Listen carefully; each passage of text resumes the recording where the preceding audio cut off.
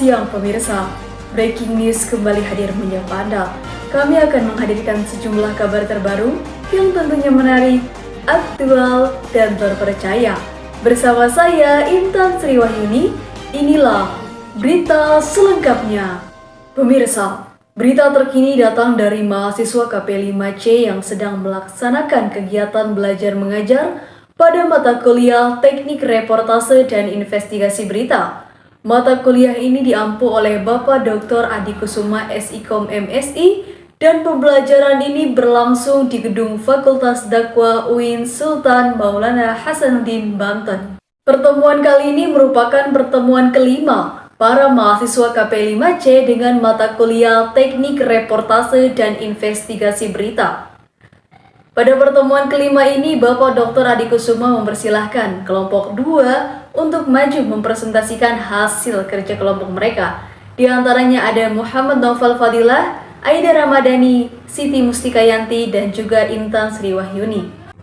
Materi kelompok 2 kali ini membahas tentang jurnalisme, sejarah jurnalisme di Indonesia dan di dunia, regulasi pers, dan juga kode etik jurnalistik.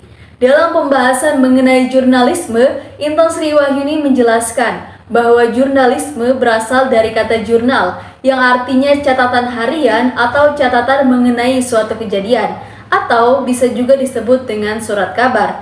Menurut Fraser-Bourne, menjelaskan bahwa jurnalisme adalah segala bentuk yang memuat berita dan ulasan untuk disampaikan kepada kelompok pemerhati.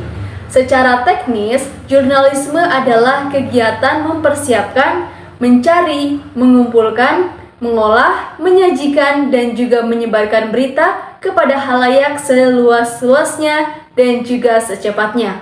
Intan Sriwahyuni juga menjelaskan bahwa jenis-jenis jurnalisme berdasarkan media terbagi menjadi 3. Yang pertama itu ada jurnalisme cetak, yang mana jurnalisme ini menggunakan media cetak sebagai media publikasinya, seperti majalah, surat kabar, dan lain sebagainya.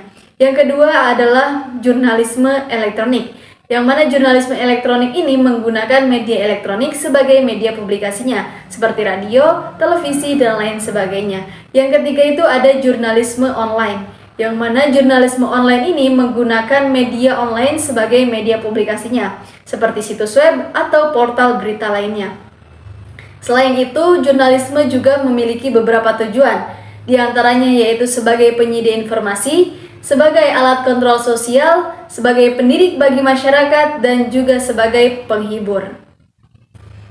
Pembahasan selanjutnya adalah mengenai sejarah jurnalisme di dunia dan juga di Indonesia.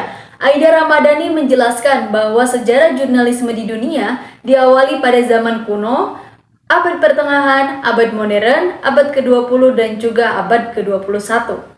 Sedangkan sejarah jurnalisme di Indonesia diawali dengan masa penjajahan Belanda, masa pendudukan Jepang, masa revolusi fisik, masa demokrasi liberal, masa Orde Baru, dan juga masa reformasi sampai sekarang.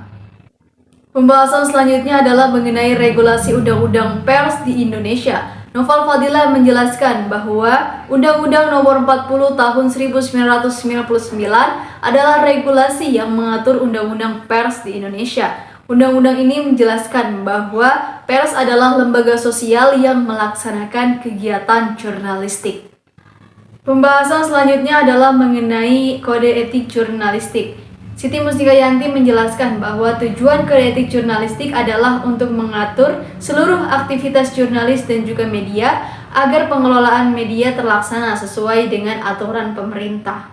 Perlu diketahui juga pemirsa, jurnalisme dan jurnalistik memiliki perbedaan. Jurnalisme adalah kegiatan yang melibatkan pengumpulan, penyusunan, dan publikasi informasi. Sedangkan jurnalistik adalah kegiatan menulis berita dan melaporkan kepada publik melalui media. Selain itu, jurnalis dan juga wartawan memiliki perbedaan. Jurnalis adalah seseorang yang berprofesi mengumpulkan dan menulis pemberitaan, sedangkan wartawan adalah seseorang yang berprofesi menyusun dan juga mencari pemberitaan. Setelah kelompok 2 menyelesaikan presentasi, Bapak Dr. Adi Kusuma mengabsen para mahasiswa KP5C dan juga mempersilahkan kelompok 4 untuk maju mempraktikkan kegiatan seorang jurnalis. Di antaranya ada Noval Alwan sebagai presenter, Ita Rosita sebagai reporter, Yola Afifah sebagai kameramen, dan juga Rodiatul Adawiyah sebagai narasumber. Berikut adalah cuplikannya.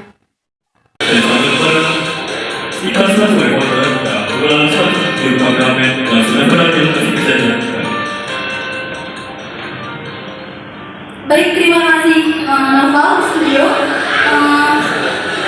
Terisa 2 pekan menjelang Ramadan, sejumlah harga pangan dan komoditas pangan lainnya mengalami kenaikan di pasaran. Nah, saat ini saya sedang berada di Pasar Ciluas, Kota Serang, Banten,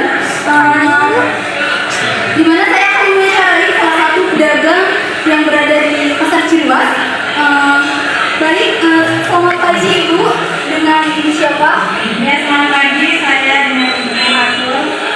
Baik, Ibu Atu, boleh diceritakan nih Ibu Atu, apa aja nih ada kenaikan harga barang yang terjadi di pasar? Ya, kebetulan di pasar Ciluas ini ya, terutama pasar Ciluas, kenaikan barangnya itu bahan pangan rempah-rempah. Jadi memudahkan itu seperti bawang putih yang tadinya harganya itu 20.000 per setengah kilo, sekarang itu naik menjadi 40.000 sampai 50.000 per setengah kilonya. Pemirsa, cuplikan tadi sekaligus menutup perjumpaan kita kali ini. Saya Intan Sriwagini pamit undur diri dan sampai jumpa.